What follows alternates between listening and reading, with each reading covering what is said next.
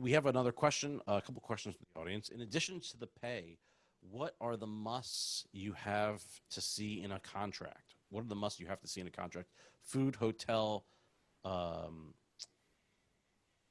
transportation.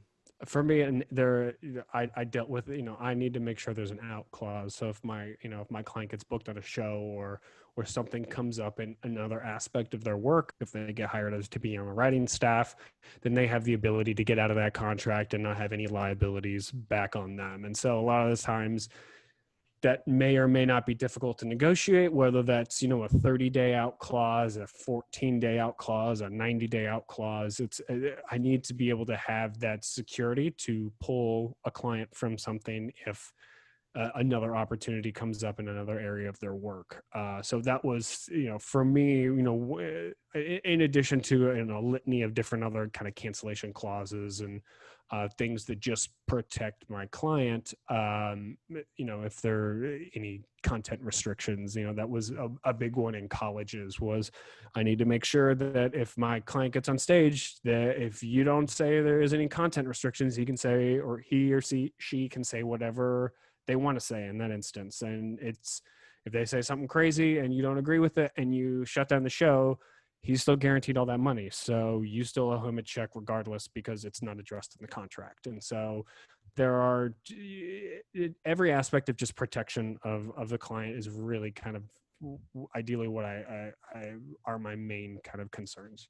And to point out that for everyone, which is most comedians that don't have an agent, these are the things that we need to do for ourselves. We are our own agent, and the things that John is talking about right now is not exclusive to people with agents. This is the stuff that you have to take care of yourself.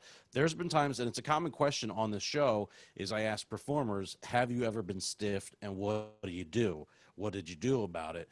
And it's because it exists, and agents are there to get your back, I really feel, and take care of the stuff that you were taking care of yourself when you get to a certain level of someone that you need to actually take care of that because you're so busy with your creative process.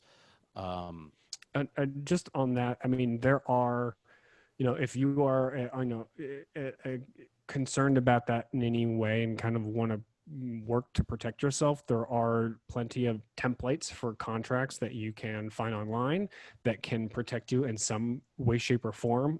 Especially if you are formed as an LLC, you do have a little bit more protections in that instance.